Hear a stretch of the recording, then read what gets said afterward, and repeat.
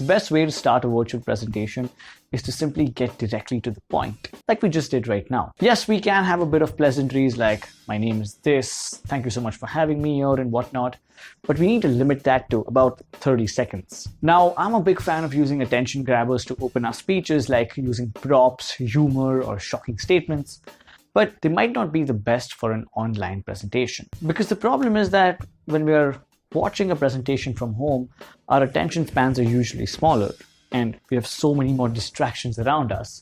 And more importantly, your hook might get missed off by some people who've joined in late or because of bad connections. So starting off and getting directly to the point is the first step to a 4-step process to open a virtual presentation. By the end of this video, we'll go through an actual example that brings all 4 of these steps together, so you have a sample to help you craft your own introduction. The next step after getting directly to the point is to state the agenda. When we state the agenda right from the beginning, it removes a lot of ambiguity about why the audience is here to listen to us in the first place. Now, this might be considered a little bland and boring way of starting something, but it's actually very respectful to the time of the people listening, because it helps them know whether they should continue to listen to this, or if it's not for them, they can just drop off. But if we researched our audience correctly, they're more likely to stick with us throughout the presentation, because there might be some pointers in the agenda that appeal more to them than the others. You can use this step to also inform the listeners about how much time this presentation is going to take. It's all about eliminating ambiguity.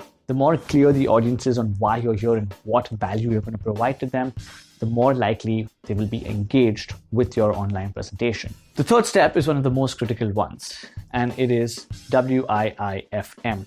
In the public speaking and presentation world, this stands for what's in it for me. And by me, we don't mean us, the speaker, but we mean the audience. In the introduction itself, if we can tell them why they should listen to us and how it will benefit them, why is it important, why this talk is important for these particular people in the first place, that again gives us a much higher chance of them actually paying attention to us, because we've already told them what value will they gain by listening to us speak. This is especially important now because of the amount of webinars and online workshops and online presentations that have increased. There's been a lot of spam in this space. So for people to directly understand what they will be getting by sitting for this long or short presentation, they'll be more clear on why they are here and will be much more likely to pay attention to the rest of the talk. This is also important to start off right from the beginning, because our presentation can go in multiple directions because there are so many people we're trying to serve. But if we can communicate that one takeaway that they're going to receive after they listen to the entire talk, it will help provide something known as a through line throughout the entire presentation. This means that one basic idea or takeaway that will run throughout the entire presentation, and it will make the entire event a lot more cohesive. And finally, the fourth step is to lead with a story. So we've told them directly why they're here, we've set the agenda, we've told them what's in it for them, and then we actually begin our presentation by starting off with a story. It's the simplest way to engage somebody and transition into our main ideas. Okay, so how does all this come together? Let's say I'm giving an online presentation to a bunch of advertising students about the importance of email marketing. This is what I would say. Hey everyone, thanks for having me. I'm Pradeep, and I'm going to talk to you about the importance of email marketing. We're going to be spending about 60 minutes together, where I'm going to take you through the origins of email marketing, why it's still effective today, what are the biggest mistakes and best practices to keep in mind, and the one small step that you can take to begin your email marketing journey.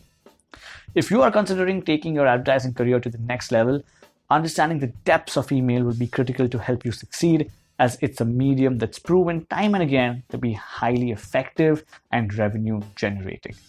Let's begin. Back when I was in college, I thought email was dead, an old way of marketing. But it wasn't until I started my first online business that a new approach of this old art struck out to me. Now, knowing how to start an online presentation, or any presentation for that matter, is good enough. But we also need to know how to close a speech with impact. And we've made an extensive, very detailed video on how you can go about doing that. I hope you check that out right here.